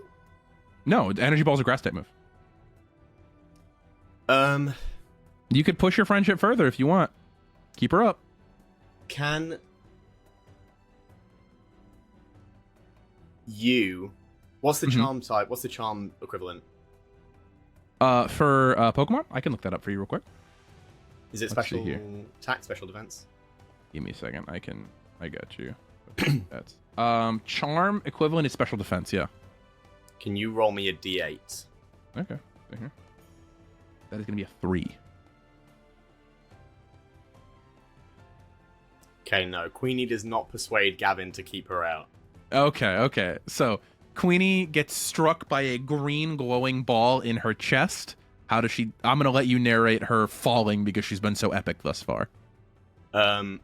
So, Queenie is, like, braced for this. She wants to stay in the game, but I think she picks up on Gavin's concern for her and taps out, basically. She lowers her guard at the last second and takes the hit, and the red energy withdraws her into the ball. Okay. As Queenie falls, you are going to know, Birdie, that Queenie's sacrifice was not in vain, because her staying up the extra turn means that Marvin's item is going to trigger for himself rather than the plan that was going to happen, where Marvin's item, you are going to see tucked in the little, like, side sort of scale, like, because, what's it called? Alakazam has, like, a weird, like, chitinous, almost like armor around it that exists, and tucked in sort of like the hip area, you see a glass ball like a light with fire, as its flame orb is gonna give Marvin a burn.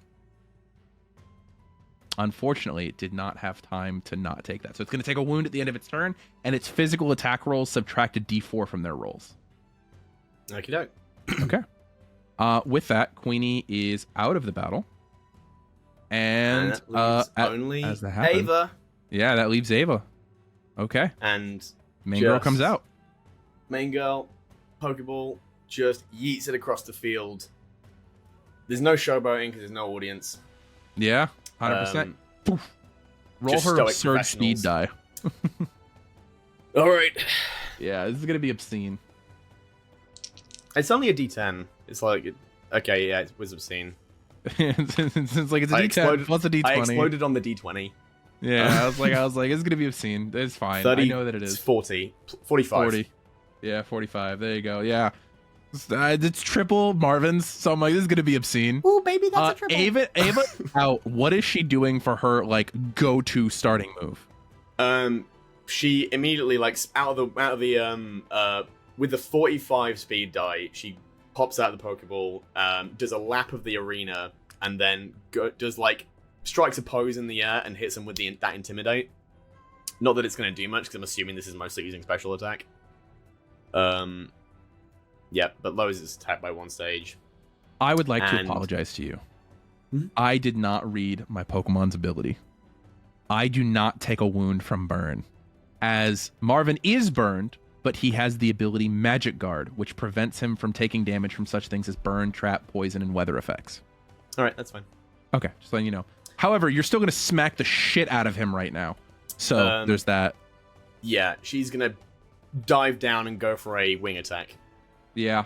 I mean, roll physical attack. You're gonna hit me. The question is just, is it a crit or not? 22. Yeah, it's gonna crit. Fucking you hit me so hard. Go. All right, that's 2 wounds plus stab is 3 plus sharp beak is 4 plus crit is an additional 3. Yeah. So that's 7 points of damage. Yeah. Okay. Heard. As Marvin takes that full to the chest, what does that look like? Yeah, Ava just dive bombs in and just brings that wing attack right across. What was it, Kadabra, Abracadabra? Or Alakazam, sorry? Alakazam. Alakazam is floating in the air. That is not helping it right now, as it's scattering across the arena with that. Yeah, 100%. As that happens, please roll me HP for Ava. Okie doke. D12. 9. 9. Okay. As Ava hits, there is a slight flash of psychic light from Marvin the Alakazam. Ava no longer has her sharp beak. It is removed from her, and instead you see it's sitting on top of Marvin's head, psychically joined there, as instead, sort of like psychically locked to the inside of Ava's feathers is the flame orb. So as we go to the end of the turn, Ava is going to develop a burn. I will go ahead and send you the rules for burn as a reminder. But Ava not only no longer has her sharp beak, but now has a minus D4 to all physical attack rolls. Oh no. Oh no. And at the end of every round, like this one, she's going to take a wound of damage. Yeah. Okay. That's not looking good. I mean, you did just hit me for 7 wounds, and even though this is the boss Pokemon, that is a lot of damage. But that was also Marvin's turn to do that. So we go back up to the top, and it is now Ava's turn. Yeah. We're going in for another wing attack and hoping we can pull off some crits. Okay. See here. That's a 18. 18. That is not going to be a crit, but that is going to be a hit. Okay, then that is 2 plus stab is 3 points of damage. 3 fucking, that's still a lot. We've hit with 10. We've hit with 10 so far. Yeah, I did, wait, 10. Shit, I didn't, hold on, I didn't subtract. You D4? Unless you explode on the D4, you're still going to hit. Okay, 15 is still going to hit. Yeah. Yeah, you are going to hit, but you're not going to crit. But you deal the 3, which puts me at 10. It's going to go to Marvin's turn. I mean, what kind of psychic gym would we be if we didn't use psychic, right? Please roll me special defense for Ava.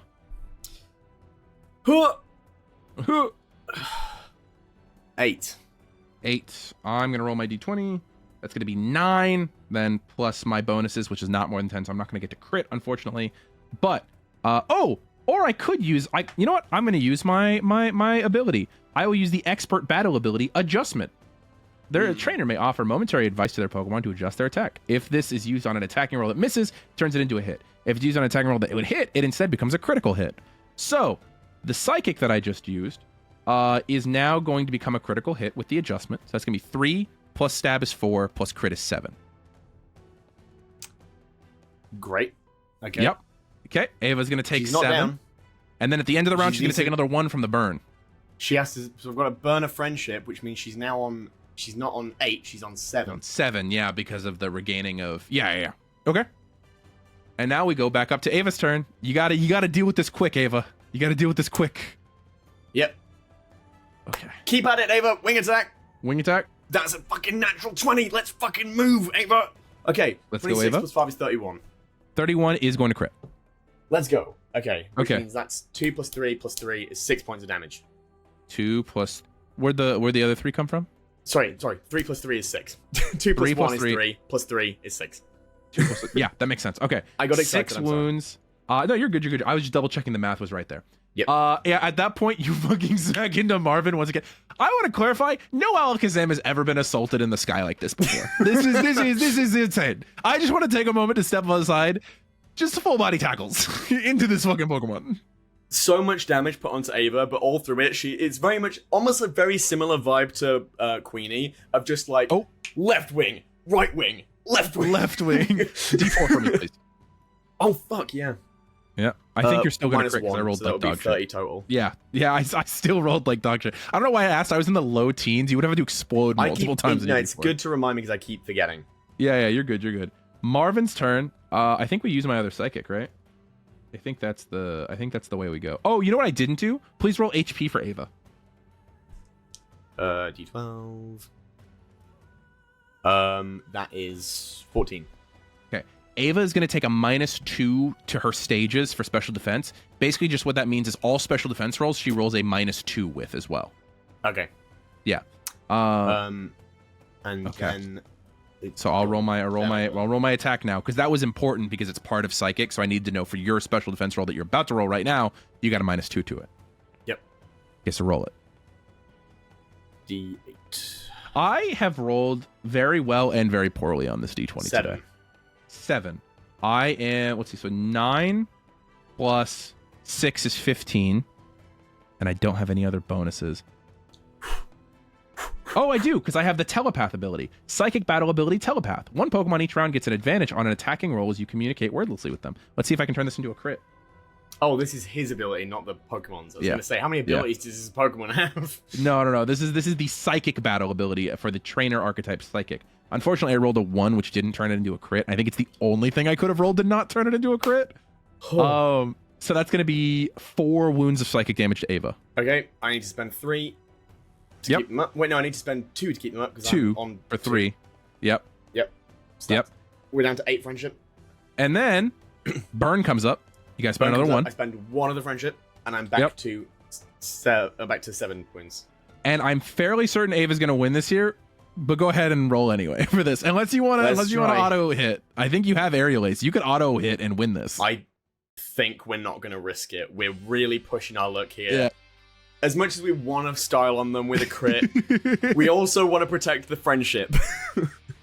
And so that last wing attack, she does a wide arc in the air, gets hit with that psychic move, and then darts like a flash in the air as the user confounds the target with speed, then slashes, and hits him with an aerial ace for 3 wounds. 3 wounds. I have taken 10 wounds and used 6 of my 7 friendship, meaning that 3 is exactly what you need to take me out. Our God is an He's an awesome awesome God. God. He reigns. And it's Ava. She reigns. It's her. She's there. As you take out that Pokemon, fucking Marvin hits the ground and immediately disappears. And you hear a of clapping, and you're well done. But as you hear that, you realize there's a slight echo to the voice. You realize you're hearing it out loud instead of in your brain. And as you look up, your eyes meet with not a man, but a Pokemon. As there is a massive 4-legged tailed pink Pokemon with a big crown of like chitinous shellfish on its head as a slow king goes, well done. Well done. What? Gavin falls to his knees. I have such a headache. Very good battle. Very good. Thank you. As this talking Pokemon is looking at you and sort of like grinning. Huh? Also, I'm aware that you thought that I was looking down upon you, but I was quite sincere this entire battle. You've done a very good job. Thank you. I appreciate it. I need Especially- I need aspirin. And he looks over at the 2 people who had been sort of watching the battle. Franklin, who's kind of sitting there with like a light like clap. And Rolando's got his arms crossed, but is kind of nodding. I think you did actually impress our friends with those last few choices regarding your Pokemon's safety. Thank you. It's been a learning journey. Well, I am quite glad that you've done so, but allow me to celebrate you in this moment. And you there's like a stepping as he sort of like waddles across the battlefield to you, and he kind of like this, and out of nowhere, sort of just appearing in his hand, there's a tiny golden disc. He goes, May I please present you with the Marsh Badge, as you have earned it. Thank you. You're welcome. Now, I believe that there was a bit of a prize riding upon your battle, if I remember correctly. I'm really very interested in raising one of the Charcadets. yes, yeah. No, that's what I'm here for. You hear Franklin sort of like step up. And now to clarify, we're not guaranteeing you one of our Charcadets. I'm gonna give you the opportunity to meet them. And if one of them takes to you, we'll look at an adoption. But if none of them seem to take to you, and this is quite serious, they are not guaranteed to you. That's totally understandable. Okay. Well, with that, would you like for us to send your Pokemon to the Pokemon Center? Yes, please. I can take care of that. And you see there's a moment where there's like a psychic moment. Did Ava get her beak back when she beat the... Oh, give me a moment. And you see he at this point, the Slow King reaches out, and suddenly a flame orb appears in his hand. He goes, "Ooh, hot!" and it disappears as he pulled the flame orb out of Ava's ball. And then he goes, and from Marvin, the sharp beak appears in his hand, and he just sort of taps Ava's Pokeball, and it disappears. Thank you. Can you unlock your Pokeballs, please? I was going to send them, but I realize now that you have locks I've on got a them. special belt. Yeah. Yes. And I undo the child locks. You undo the locks, and then and all three of the Pokeballs that you just used disappear. Now, it is lovely to meet you. My name is Mr. King, though to those outside of the gym, you must still refer to me as Ichiro, is the name that they know. It's the name of a good friend of mine who helps run this gym. I believe you are the fourth of your friends that I have met with this week. Yes. How did they do? They all passed their battles. I don't think you actually knew about with DJ and Coryne, because both would have been after you started training, and you've not really had a chance to talk to them. That's on them for not texting me. So Valid. Get in the comments. Get in the comments. Fair enough. Get in the Discord, actually. Get in the Discord. Talk about it to them. Discord. We have a Discord. Yeah, we have a Discord. And he kind of goes, but as long as you are sworn to secrecy, you may know my true form as Mr. King. I'm very impressed. I'm gonna have to take time to process this. It's very as cool. You do. Very pleasure to meet you.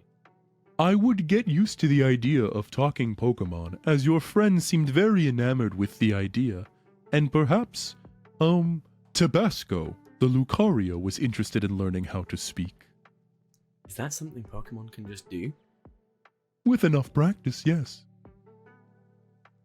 I would not recommend it for all Pokemon, as there are certain overzealous members of our species who may say things they regret later on a whim. I think Ava should never learn to speak. I'm glad that you understood what he was saying. I'm glad you got what he was saying. I can't think of a member of my team. I wish maybe Mark could speak. That'd be funny. Mark, specifically Mark, of all of the, so that anytime you wanted to talk to Team Bonk as a whole, you had to specifically talk to Mark, and Mark has to turn to them and have a little council of Team Bonk.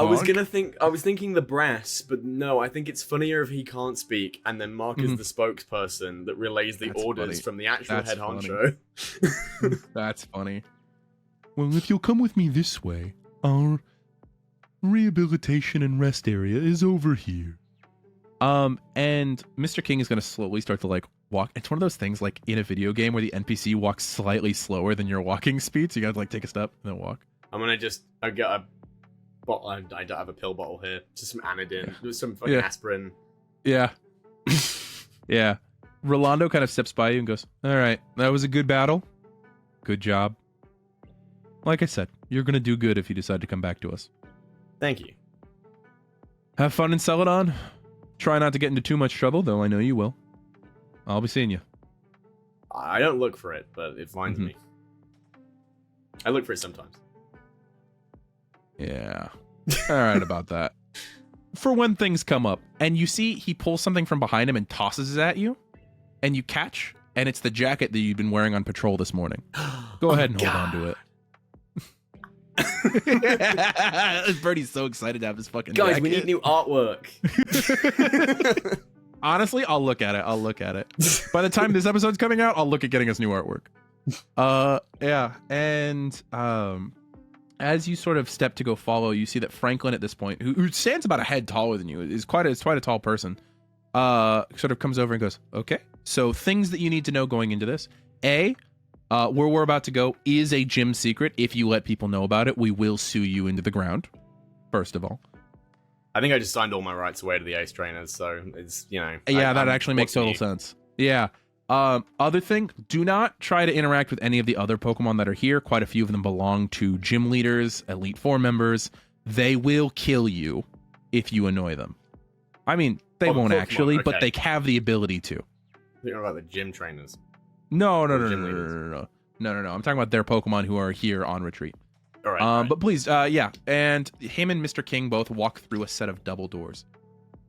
And there is a moment where you have a D20 in awareness. So I think you immediately put together, oh, that teleport plate that I stepped on teleported me a lot further than I thought it did. As you step out, and you're in this sort of like massive room with like trees and a small stream and everything, but you look up, and there are still storm clouds above you, but there is these massive like windowed ceiling that just could not exist within a city. You are somewhere outside of Saffron City right now, wherever the actual Saffron Gym is. That's pretty sick. Yeah. But one of the other things that you note is there are a ton of Pokemon just sort of everywhere in this area. And a lot of them are like local Pokemon, like you see a Charizard that you think maybe is one of the Sallys that belongs to Brand, one of the Charizards there. You can see that there's an Electivire off to the side. In the stream, there is a Gyarados that is sort of curled up at this moment, which the fact they trust a Gyarados at this facility means that, hey, this must be a very well-trained Gyarados. Go ahead and actually roll me an awareness diet real quick, though. I want to see if you spot anything particularly rare. I'm not going to do anything. I am going to shoot a little wave. Ooh. 35. 30. Oh, no, 35, because I just got a new badge. You just got a new badge? Yeah. 35. 35, okay. I think that as you are walking, you see something that kind of baffles you for a moment, because you walk by and you see an onyx that isn't made of stone, but instead some sort of like translucent crystal. And it's just sort of like refracting light onto the grass around it. Is Franklin this keeps something that walking. is in the game that I don't know about? Yeah, this belongs to a specific trainer. Anyway, this is for the Right, audience. right. They'll know what's going on here. I don't play enough games. I just finished Sword and Shield. It's crazy. The British person just finished Sword and Shield. It slaps. I've Great heard game. that people like it. Yeah. I like it a lot.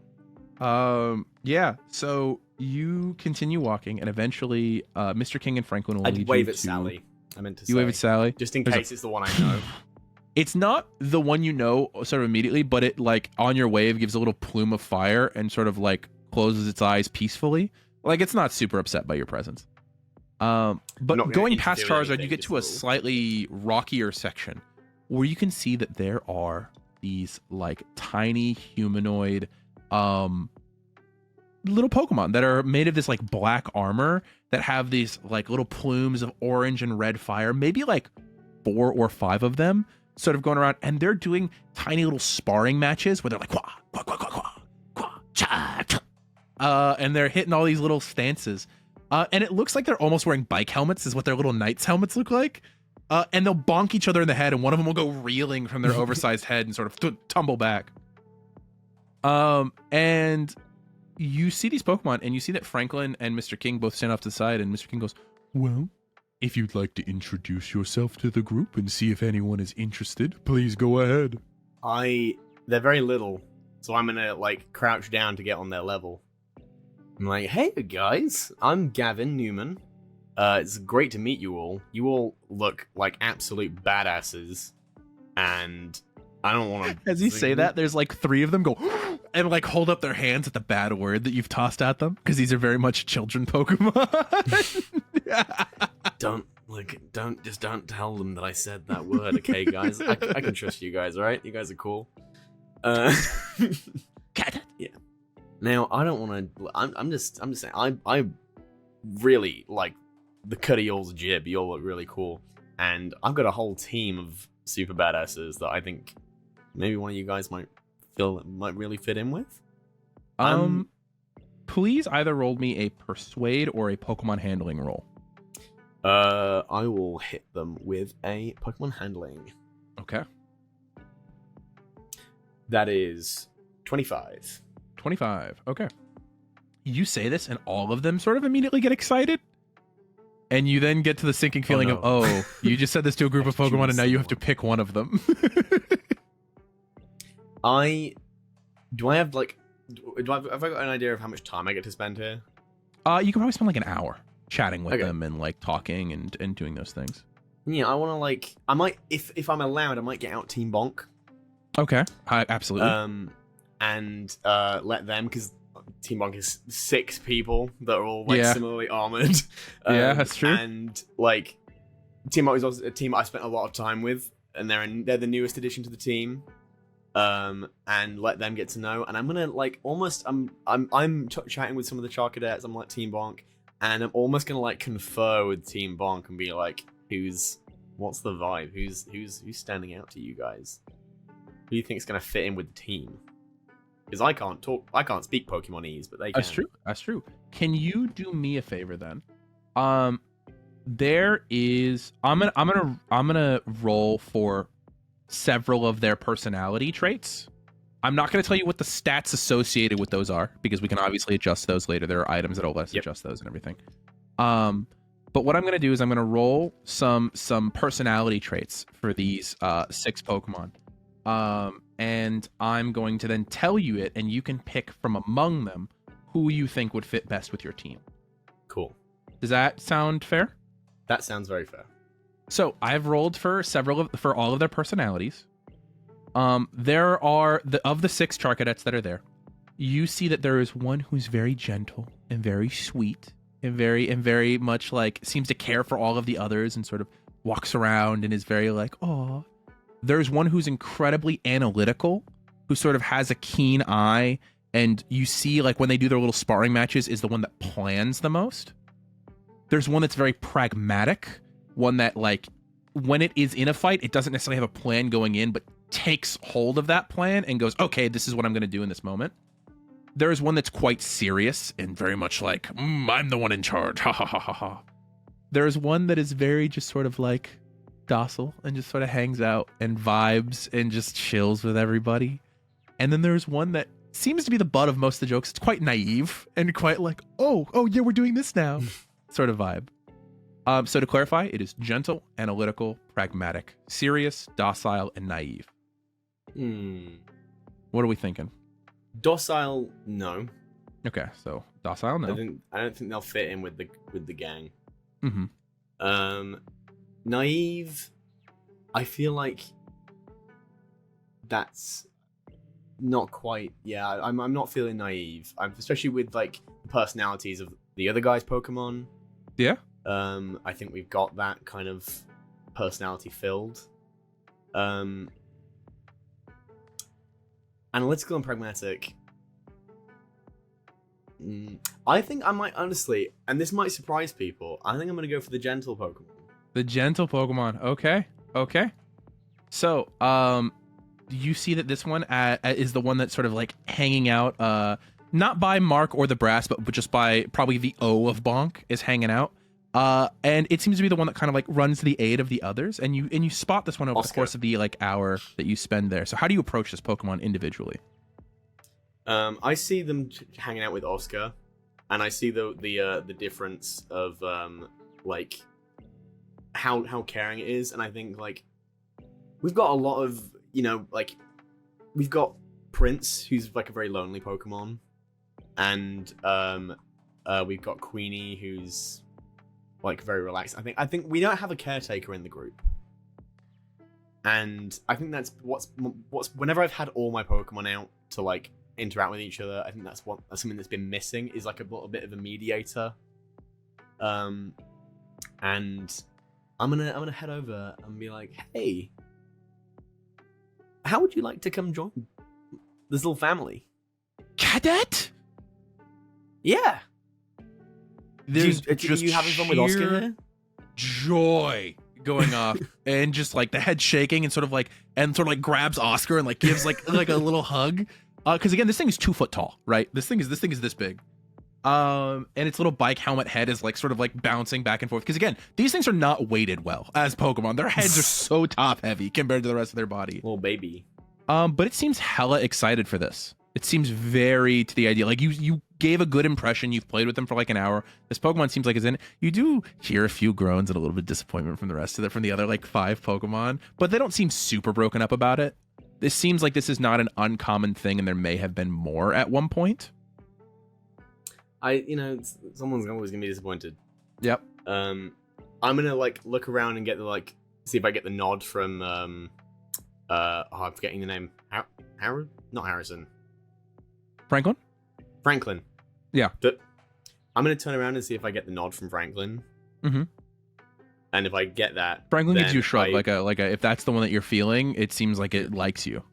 I produce from my bag. Now I'm aware, like, what I just pitched is a lot of emotional labor for this Pokemon as being a bit of like a mediator for the group.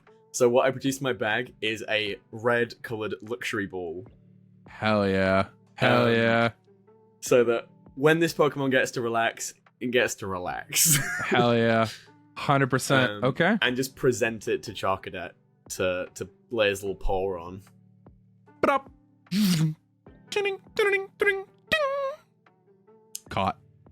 Hell yeah. There you go. Immediately the ball sort of grows warm in your hand. Hell yeah. I'm gonna let him out again. Yeah. Cadet! This is a him, right? Yeah. Yep. Yeah. This I rolled for it. This is masculine. Oh no. Name. Yeah, as you say, oh no, name, it like looks up at you like expectantly. Put you on the spot, motherfucker. You got to think of a name that you have to stick with because you're putting it on this impressionable Pokemon. How do you like the name Vanguard?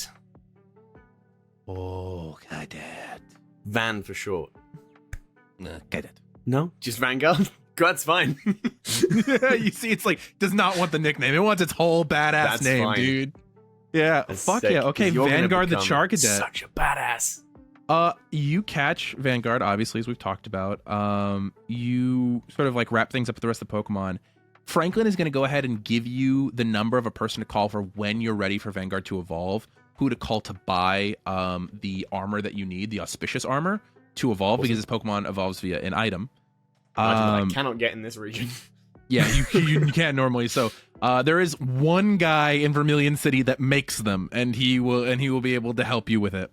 It's going to be a little bit pricier than if you were in, one of the other regions to get it, but it's not that bad. It's not going to be like getting the capsule, right? Yeah.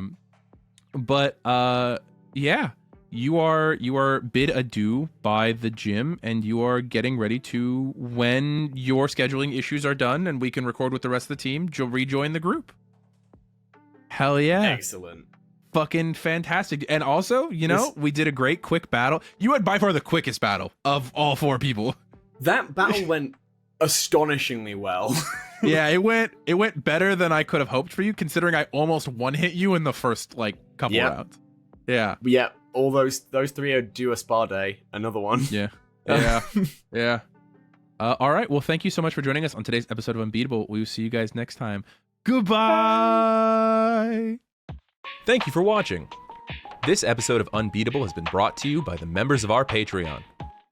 Specifically, thank you Jake Vanderkoy for supporting us. Our patrons see our episodes early and get access to our Discord, where we interact with our community and gather questions for our monthly Q&As. See you next time, and stay unbeatable.